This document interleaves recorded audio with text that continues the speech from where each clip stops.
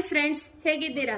ಇವತ್ತು ನಾನು ICU monitor ನಲ್ಲಿ ಏನೇನು ಅಬ್ಸರ್ವ್ ಮಾಡಬೇಕು ಅಂತ ಹೇಳ್ಕೊಡ್ತಿದ್ದೀನಿ, ಬನ್ನಿ. ಇದು ನಮ್ಮ ಮಾನಿಟರ್. ಇದು ಹಾರ್ಟ್ ರೇಟ್, ಕನ್ನಡದಲ್ಲಿ ಎದೆ ಬಡಿತ ಅಂತ ಕರೀತಾರೆ. ನಾರ್ಮಲಿ ಇದು 60 to 100 ಬೀಟ್ಸ್ ಪರ್ ಮಿನಿಟ್ ಇರಬೇಕು.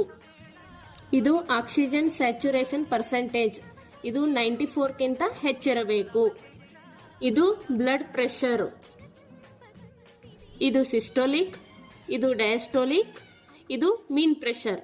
ಇದು ರೆಸ್ಪಿರೇಷನ್ ರೇಟ್, ಇದು 16 to 21 ಬೀಟ್ಸ್ ಪರ್ ಮಿನಿಟ್ ಇರಬೇಕು. ವೈಟಲ್ ಸೈನ್ಸ್ ಅನ್ನು ಕಾರ್ಡಿನಲ್ ಸೈನ್ಸ್ ಅಂತಾನೂ ಕರೀತಾರೆ.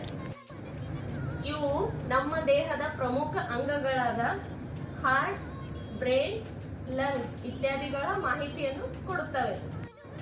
ವೈಟಲ್ ಸೈನ್ಸ್ ಗಳನ್ನು TPR, BP ಅಂತ ನೆನಪಿನಲ್ಲಿಡುತ್ತೇವೆ. ಟಿ ಅಂದ್ರೆ ಟೆಂಪರೇಚರ್, ಇದ್ರ ನಾರ್ಮಲ್ ರೇಂಜ್ ಬಂದ್ಬಿಟ್ಟು 98.6 ಡಿಗ್ರಿ ಫ್ಯಾರನ್ಹೀಟ್ ಅಥವಾ 37 ಡಿಗ್ರಿ ಸೆಲ್ಸಿಯಸ್. ಪಿ ಅಂದ್ರೆ pulse rate, 72 to 80 beats per minute. R respiration rate, 16 to 21 beats per minute. BP ಅಂದ್ರೆ ಬ್ಲಡ್ ಪ್ರೆಷರ್, ನಾರ್ಮಲ್ ರೇಂಜು 120/80. ಈ ವಿಡಿಯೋ ಇಷ್ಟ ಆದ್ರೆ ಲೈಕ್ ಮಾಡಿ, ಶೇರ್ ಮಾಡಿ, ಕಮೆಂಟ್ ಮಾಡಿ.